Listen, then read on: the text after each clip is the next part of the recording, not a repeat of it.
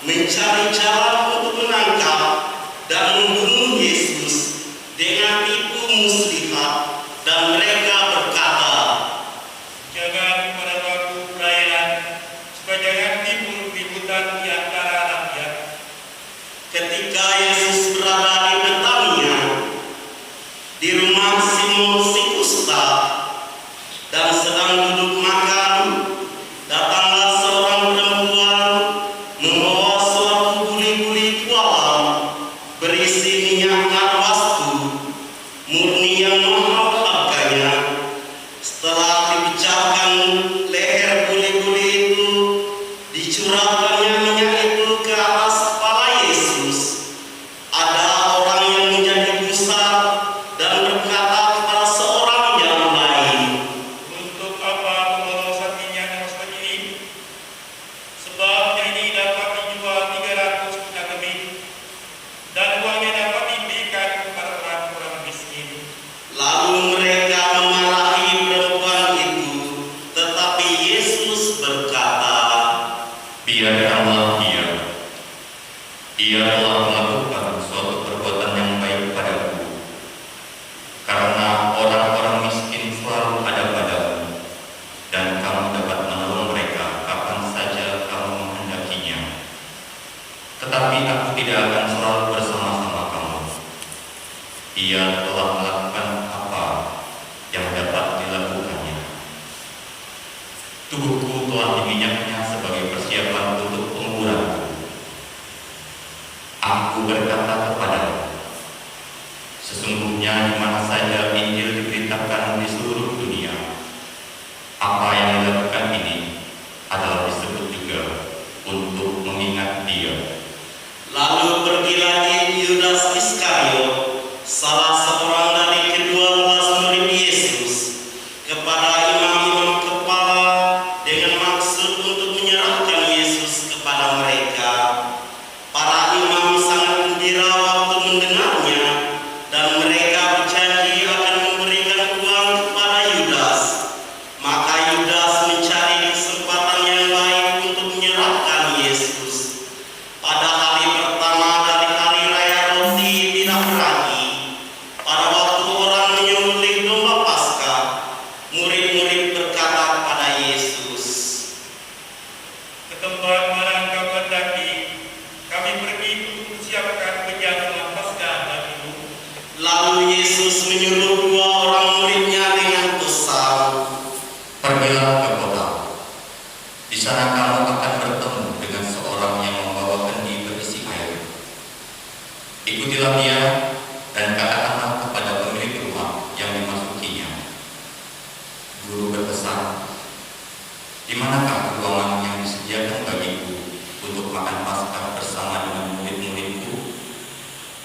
Lalu orang itu akan menunjukkan kamu sebuah ruangan atas yang besar, yang sudah lengkap dan tersedia. Disitulah kamu harus mempersiapkan perjamuan Paskah untuk kita. Maka berangkatlah kedua murid itu. Setibanya di kota, mereka dapati semua seperti yang dikatakan Yesus kepada mereka. Lalu mereka menyiapkan Paskah. Setelah hari malam, datanglah Yesus bersama dengan ke-12 muridnya. Ketika mereka duduk di situ dan sedang makan, Yesus berkata, Aku berkata kepadamu, sesungguhnya seorang di antara kamu akan menyerahkan aku, yaitu dia yang makan dengan aku. Maka sedihlah hati mereka, dan seorang demi seorang berkata kepadanya. "Bukanlah ya Tuhan?"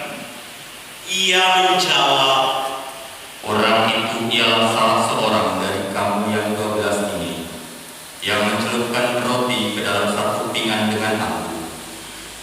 Anak manusia memang akan pergi sesuai dengan yang tertulis tentang dia. Akan tetapi, celakalah orang yang olehnya anak manusia itu diserahkan. Adalah lebih baik bagi orang itu seandainya ia tidak dilahirkan. ketika Yesus dan murid-muridnya sedang makan,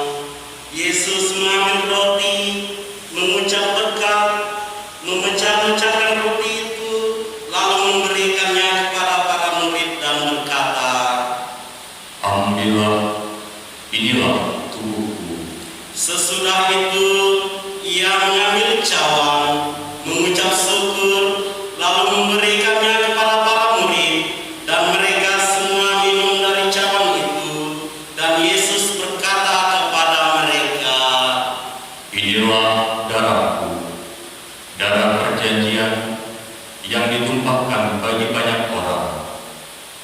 Aku berkata kepadamu, sesungguhnya aku tidak akan minum lagi hasil pokok anggur sampai pada hari aku meminumnya yang baru, yaitu dalam kerajaan Allah. sesudah mereka menyanyikan lagu pujian, pergilah mereka ke Bukit Zaitun. Dalam perjalanannya ke Bukit Zaitun, Yesus berkata kepada mereka, Kamu semua akan tergoncang imanmu, sebab ada tertulis, Aku akan memukul gembala dan domba-dombanya akan tercerai-berai. Akan tetapi sesudah aku bangkit, aku akan mendahului kamu ke Galilea. kata Petrus kepada Yesus, Biarpun mereka semua tergoncang imannya, aku tidak. lalu kata Yesus kepadanya, Aku berkata kepadamu, sesungguhnya pada hari ini, malam ini juga, sebelum ayam berkokok 2 kali, engkau telah menyangkal aku 3 kali. tetapi dengan lebih bersungguh-sungguh Petrus berkata, Sekalipun aku harus mati bersama-sama engkau, aku tak akan menyangkal engkau. semua yang lain pun berkata demikian juga. Lalu sampailah Yesus dan murid-muridnya ke suatu tempat yang bernama Getsemani. Kata Yesus kepada murid-muridnya, Duduklah di sini, sementara aku berdoa. dan Yesus membawa Petrus, Yakobus dan Yohanes sertanya. Yesus sangat takut dan gentar, lalu katanya kepada mereka, Hatiku sangat sedih, seperti mau mati rasanya. Tinggal di sini dan berjaga-jagalah. ia maju sedikit, merebahkan diri ke tangan dan berdoa supaya sekiranya mungkin sang itu berlalu daripadanya. Katanya, Iya Bapa, iya Bapa, tidak ada yang mustahil bagimu. Ambillah cawan ini daripadaku, tetapi janganlah apa yang aku kehendaki, melainkan apa yang engkau kehendaki terjadilah. setelah itu Yesus kembali dan mendapati ketiga murid sedang tidur. Maka Yesus berkata kepada Petrus, Simon, sedang tidurkah engkau? Tidakkah engkau sanggup berjaga-jaga 1 jam saja? Berjaga-jagalah dan berdoalah, supaya kamu jangan jatuh ke dalam pencobaan. Roh memang penurut, tetapi daging lemah. Lalu Yesus pergi lagi dan mengucapkan doa yang sama. Dan ketika kembali, ia mendapati mereka sedang tidur, sebab mata mereka sudah berat, dan mereka tidak tahu apa yang harus mereka berikan kepada Yesus. Kemudian Yesus kembali untuk ketiga kalinya dan berkata kepada mereka, Tidurlah sekarang dan istirahatlah. Cukuplah, saatnya sudah tiba. Lihat, Anak Manusia diserahkan ke tangan orang-orang berdosa. Bangunlah, mari kita pergi. Dia yang menyerahkan aku sudah dekat. waktu Yesus masih berbicara, muncullah Yudas, salah seorang dari ke-12 murid itu, dan bersama-sama dia serombongan orang yang membawa pedang dan tuntun, disuruh oleh imam-imam kepala, para ahli Taurat dan tua-tua. Orang yang menyerahkan Yesus telah memberitahukan tanda ini kepada mereka. Orang yang kecil itulah dia, tangkaplah dia, bawalah dia dengan selamat. Dan ketika ia sampai di situ, ia segera maju mendapatkan Yesus dan berkata, Rabi, Yudas lalu mencium dia. Maka orang-orang yang bersama Yudas itu memegang Yesus dan menangkapnya.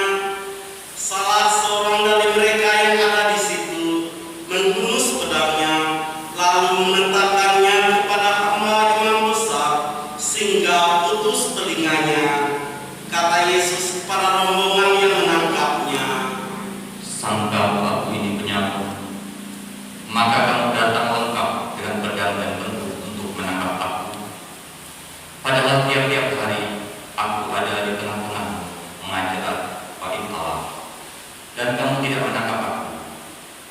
Tetapi haruslah digenapi yang ditulis dalam kitab suci." Lalu semua murid itu meninggalkan Yesus dan melarikan diri.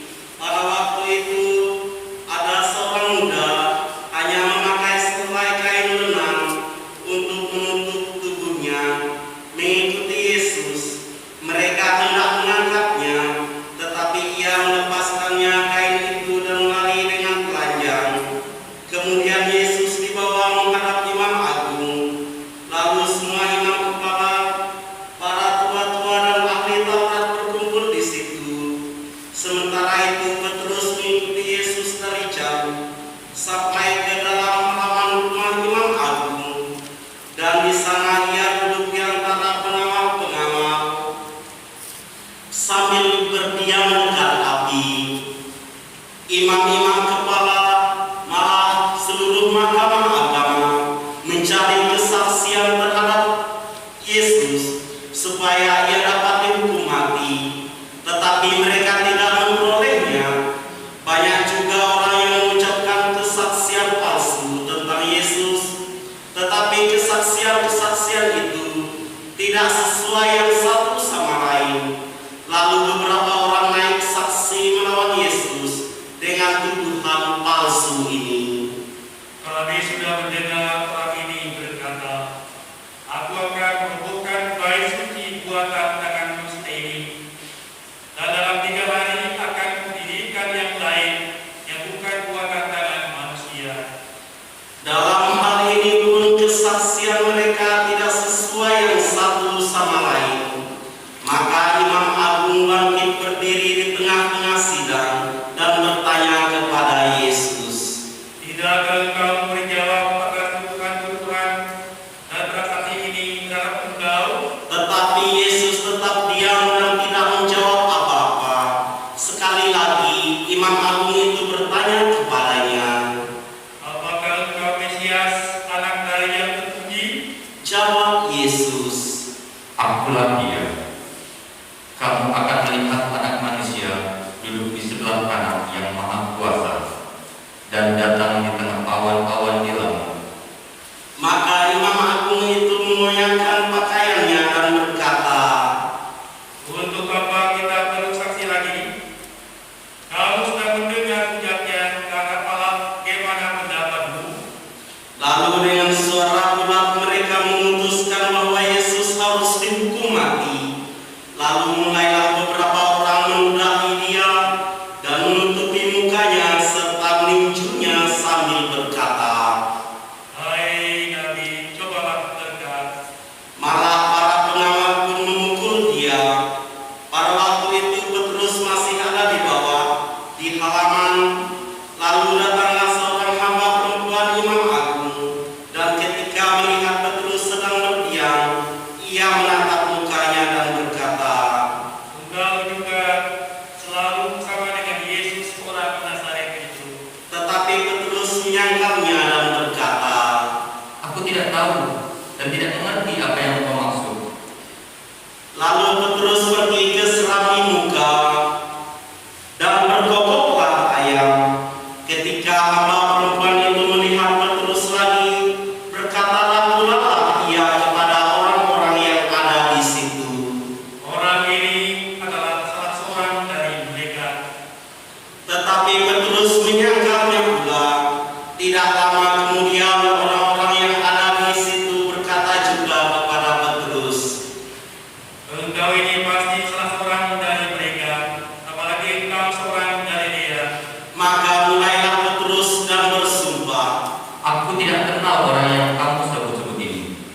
Dan pada saat itu berkokoklah ayam untuk kedua kalinya. Maka teringatlah Petrus bahwa Yesus telah berkata kepadanya, sebelum ayam berkokok 2 kali, engkau telah menyangkal aku 3 kali. Lalu menangislah ia terseduh-seduh.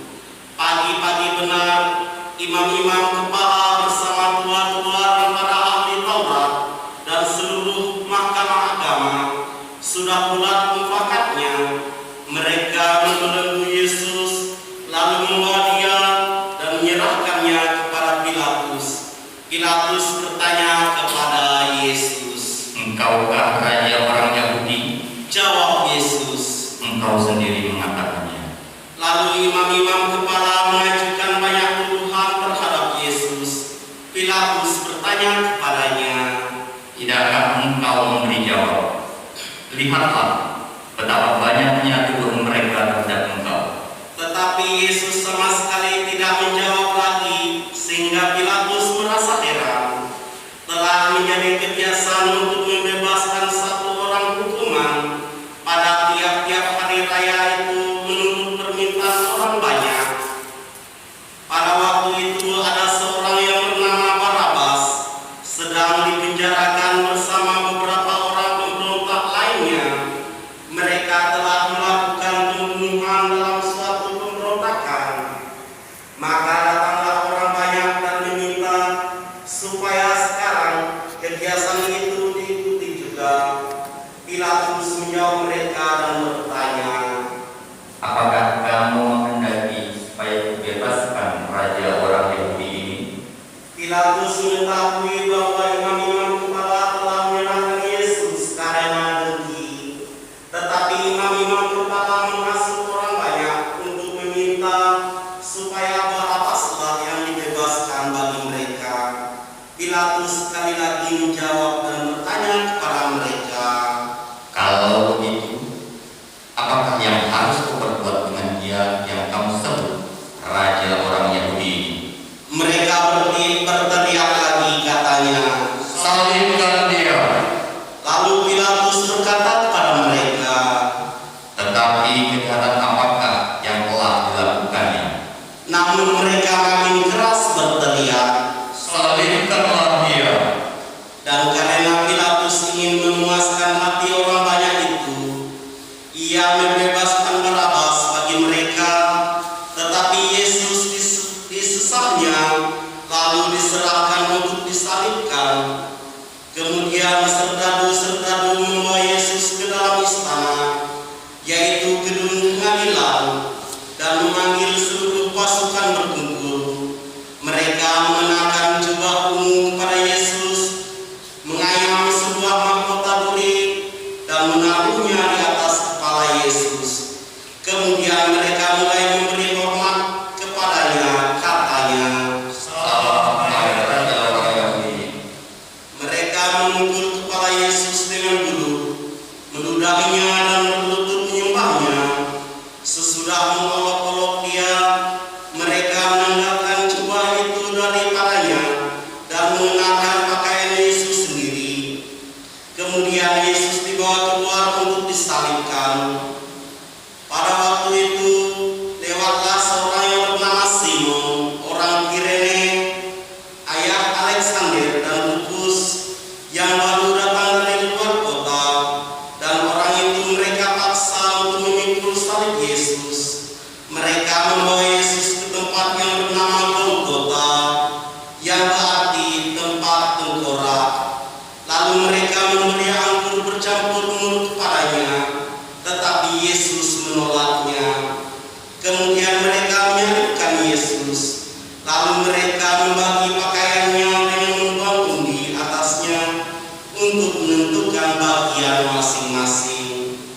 Saat Yesus disalibkan, hari menunjukkan jam 9. Alasan mengapa ia dihukum disebut pula pada tulisan yang terpasang di situ, Raja orang Yahudi. Bersama dengan dia disalibkan 2 orang penyamun, seorang di sebelah kanannya dan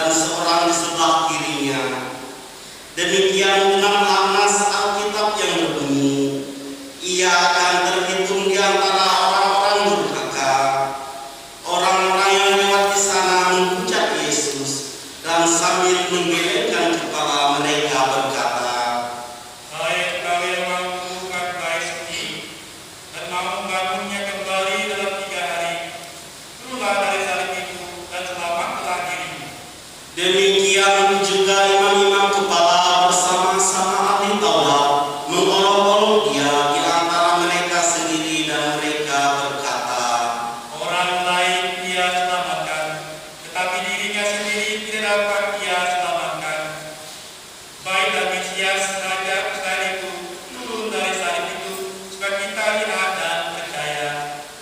bahkan kedua orang yang disalibkan bersama-sama dengan Yesus mencelanya juga.